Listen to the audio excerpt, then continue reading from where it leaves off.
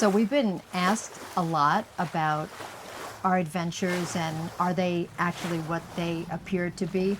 And I have to say, for the most part, we're kind of pinching each other and saying, is this really our life? Because it's pretty amazing.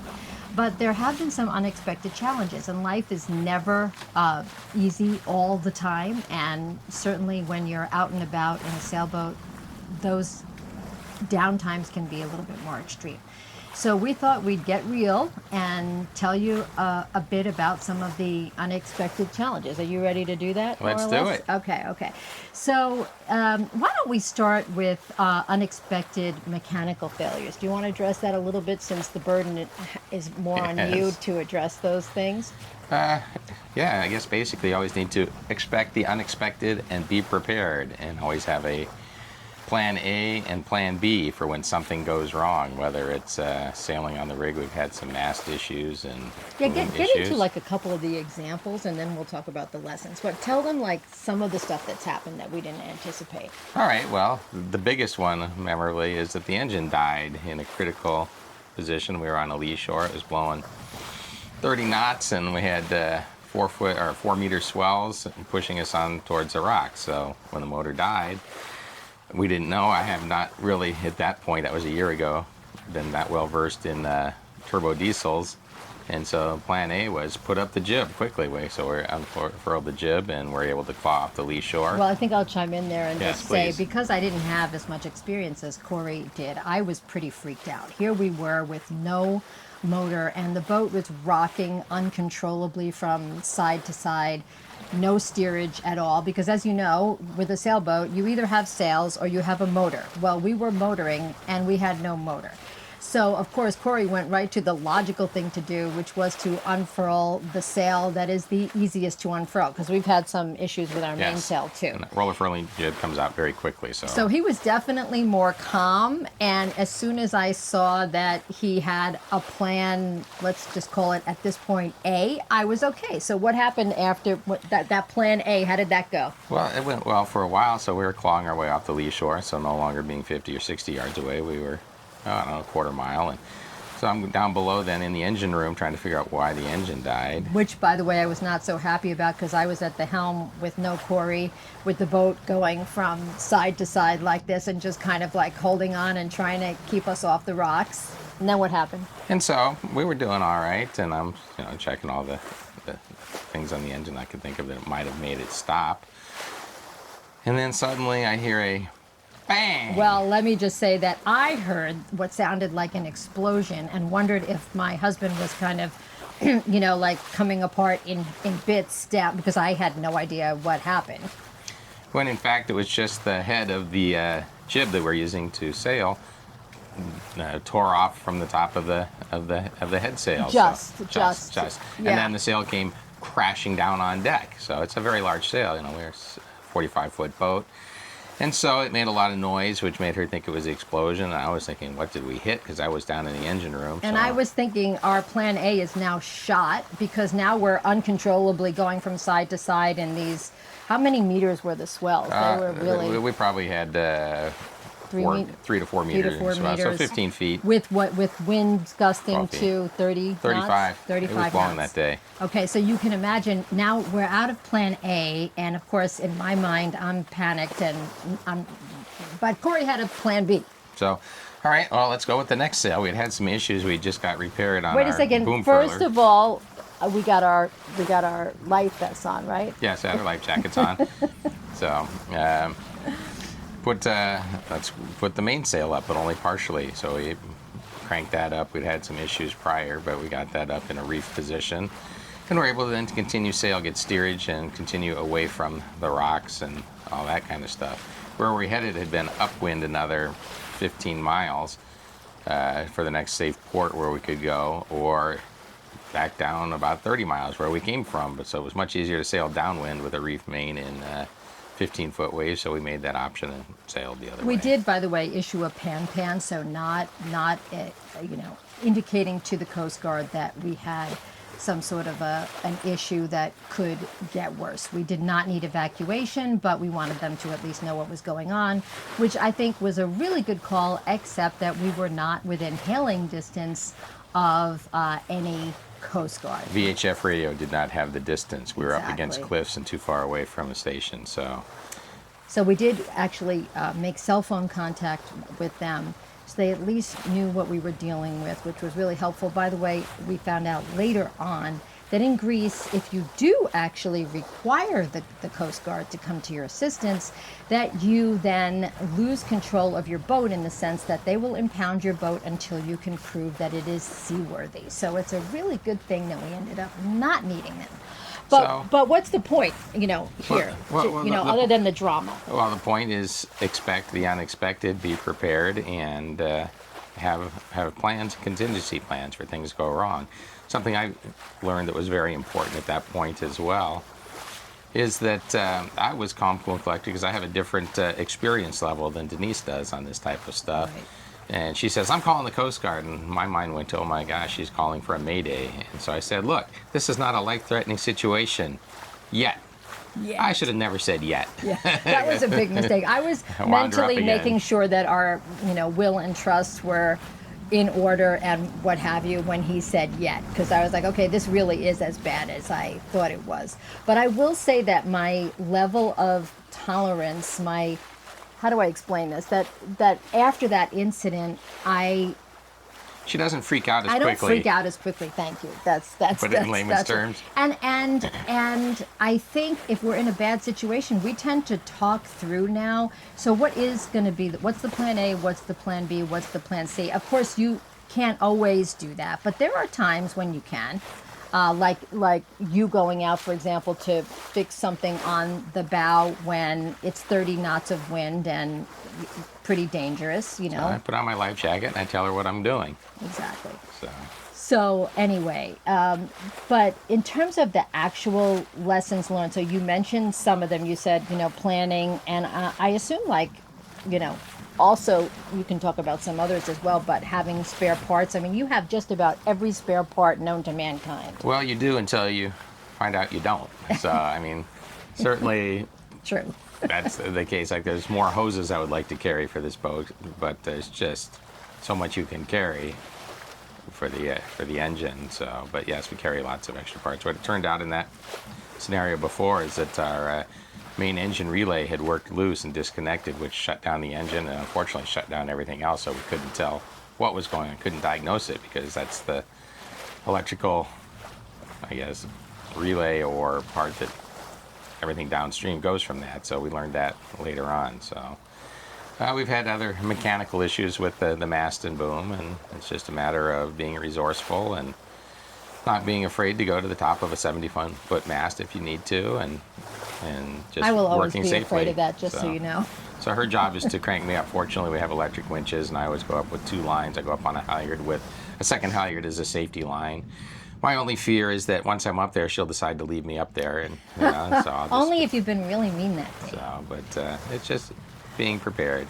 So what about, since we're in Greece and we're dealing with Meltemi winds, what about some of the weather challenges? Why don't you talk about the Meltemi a little bit and what the ramifications are in terms of Sure. the best plans that we might have and what happens and... Sure.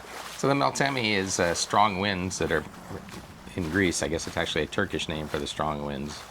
And they are typically in July and August. Well, we found that they are from May through September, October, because that's Pretty when we've been much. here. And in fact, just Yep. this morning I was reading on the Poseidon.gr, which is the weather mapping for Greece, and sure enough, it says, yes, Meltemis, May through September. I'm like, yep, we knew that. So it's really having a plan. Well, tell them how much wind we're talking Well, yeah, about. Meltemis are generally speaking 20 to 35, maybe 40 knots of wind. So 20 on the low side.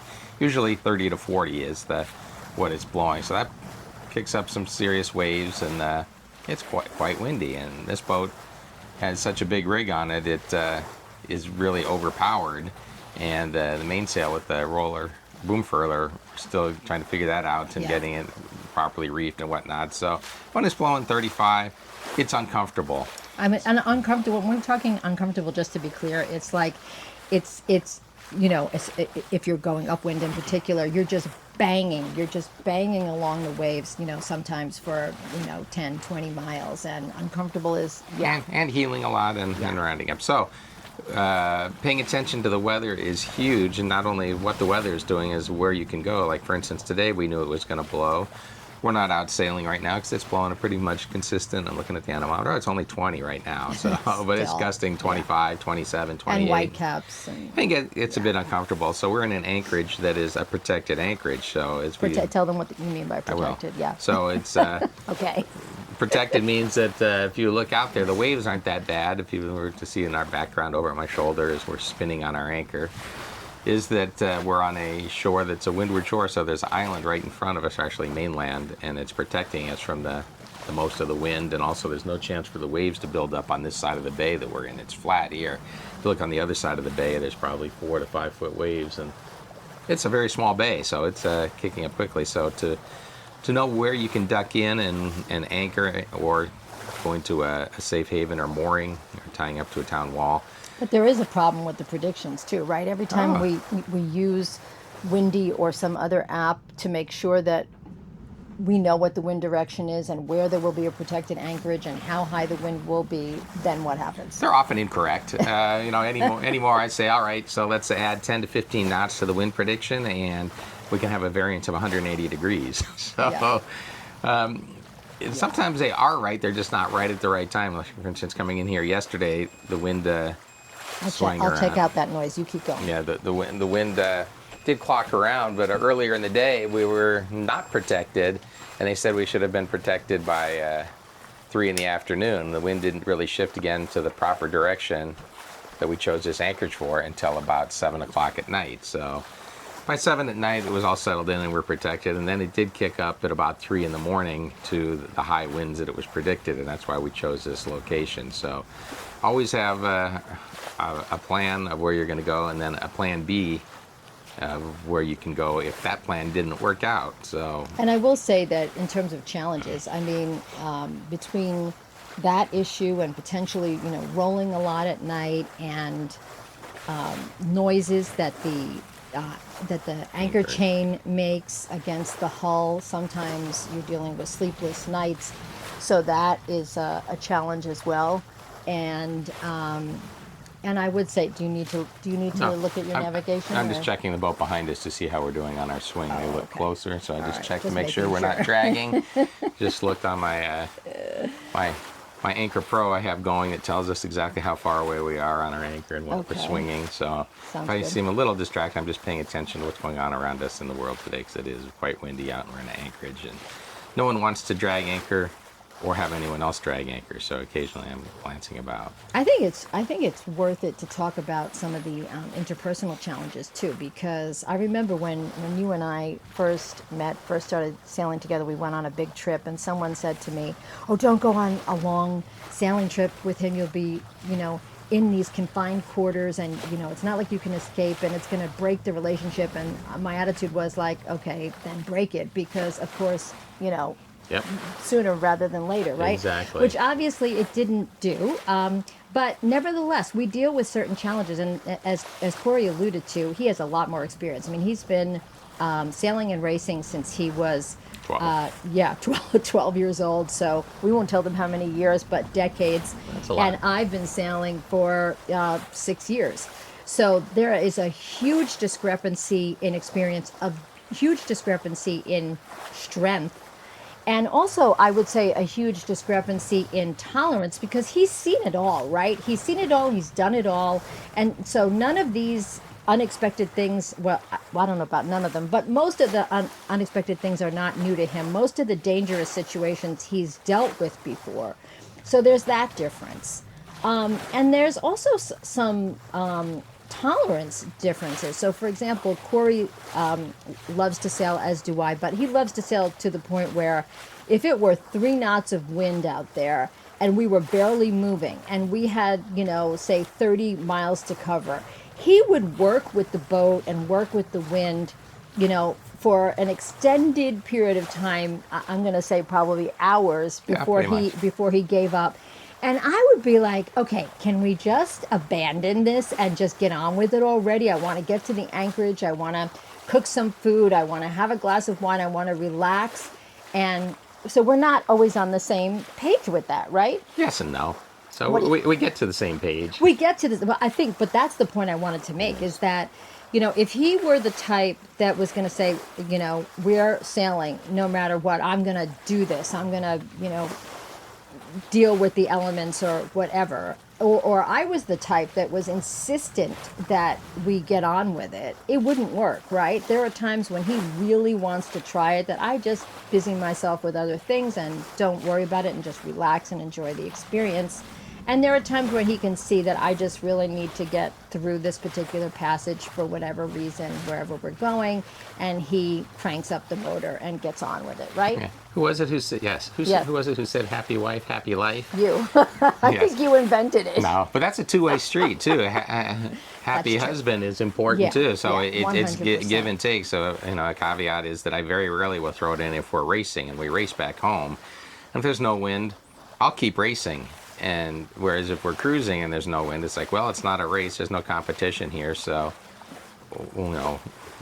why aggravate Denise or Right, but you the will like, be so- like, well, let's wait and see if the wind comes up or what Yes. have you. And I would say half, if not 3/4 of the time, you're right. Yes. The wind does come back up and everything is great. so, but it's give and take.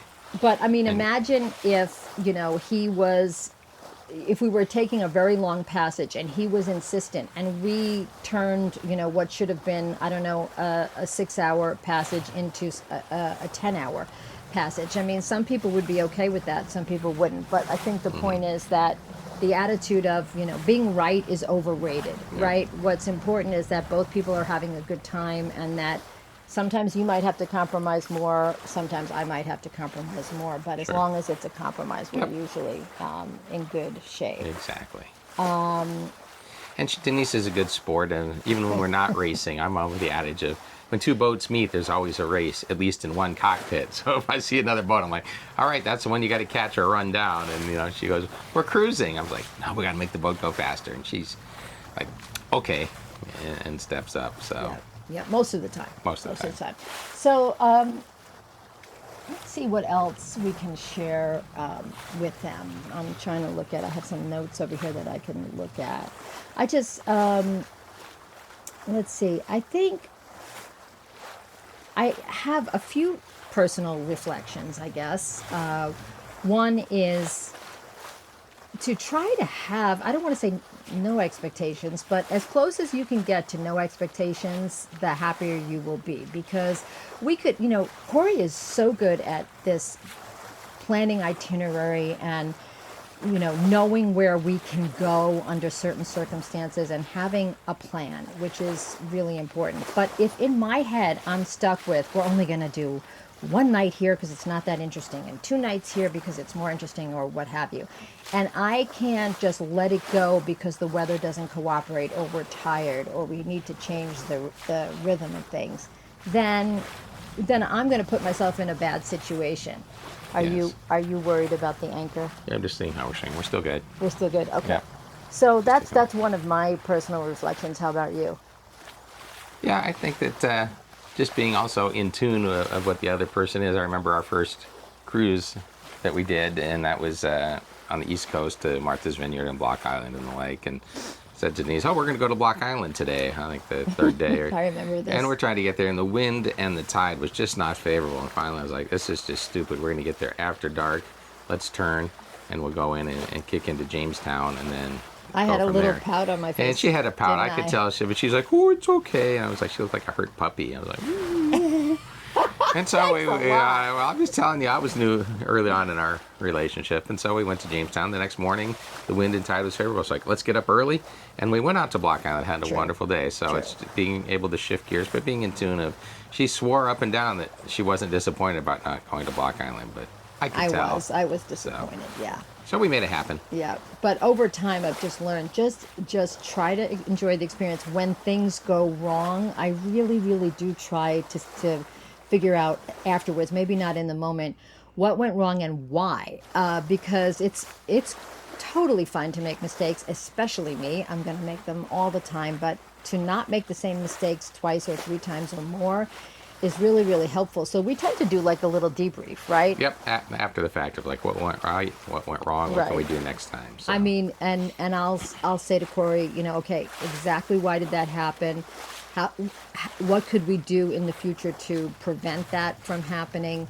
And usually he has both answers for me. And of course, it's not going to be perfect, but the chances are pretty good that if we're dealing with a situation that's an urgency or something that's going wrong and we've actually spoken about it, we're probably going to be more equipped to deal with it in the future. When you say? Yep.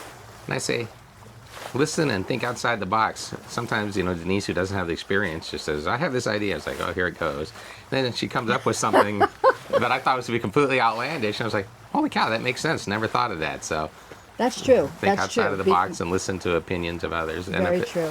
And if it is completely outlandish or wouldn't work, don't play it down. Just kindly explain why it might not work, from the physics or the mechanics or something as well. So, because we're in this together. Exactly. So let's make it work. So let's discuss a little bit our future plans and dreams and all that. Why don't you talk about where we're headed and Sure. what we think we're going to do? Right. It's At subject least. to change, depends Yeah. on what the wind is. We might be sitting here for a day or two. We'll see.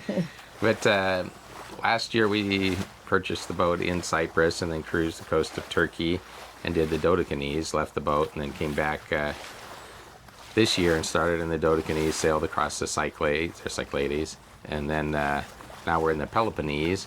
And then we're headed up the Ionian Sea, and then to Corfu, Albania, and then across to Italy, down the heel of Italy, and across to Sicily, Right, where I Denise have has relatives. family and relatives. I can't wait to see them. Hi. So, subject to change on a time frame. We don't have an exact time frame because you might have to spend more days somewhere. We spent 8 days in Milos because it was blowing like hell, and 17 days on a buoy in Leros the last year before waiting Yeah. for parts to come. So you just have to be flexible and Yeah. and be ready to change at a moment's notice and go from there. Fortunately, we're retired, so we're not on a time frame that we can, oh my gosh, we have to be at point B from point A in 5 days, and so we have to go there hell or high water. Now we can look and go, nope, I think we'll stay at anchor today. I'll work on polishing the Exactly. stainless steel or read a book. Denise might do her My watercolors. her watercolors or my something like video that. producing So, or something. Yeah. 2 days from now, it's supposed to be windy again, and we're planning on, if we get there, to being in Cataclon. And we're like, well, let's take the train up to Olympia and see where the Olympic Games were originally held. So, we have ways to fill our time constructively and have a good time and make it an adventure no matter what we do. Life is an adventure. Yep, and we have Italian residency now, so we used to be we were doing the Schengen shuffle in terms What of is the Schengen shuffle? So if you're American, if you're non-EU, you have to be out of the EU by 3 months. You have 90 days in a rolling 180 to be in the EU. So we can now avoid that because we have Italian residency, which means that we'll be looking for some sort of a home base in Italy itself. And by the way, that's to be distinguished from the boat because the boat has other issues in terms of VAT and where the boat is flagged, and can only be in the EU for 18 months before exiting the EU to a non-EU country for at least a day or some period of time before coming back in. But that's another whole episode. different If you're chapter. interested in that, let us know in the comments, and we'll get into an entire dissertation about what we've learned. Feel free to do that. Absolutely. So I would say, my suggestion to you is to think about how this manifests in your own life in terms of expectations, in terms of compromises, in terms of being prepared to not repeat the same mistakes. I think those are great questions to ask. And we would love it if you would subscribe to our channel because it encourages us. So do comments, by the way, Yes. and likes. I know that sounds kind of superficial, but we have no way of knowing if we're of any use to you, if you're enjoying what we're doing. So please don't hesitate to do that so that we can keep in touch, especially if you'd like something for another episode. We're totally open to that, right? Absolutely. Okay. All right. So we hope to see you again soon, and thanks for joining us. Take care. See you next time.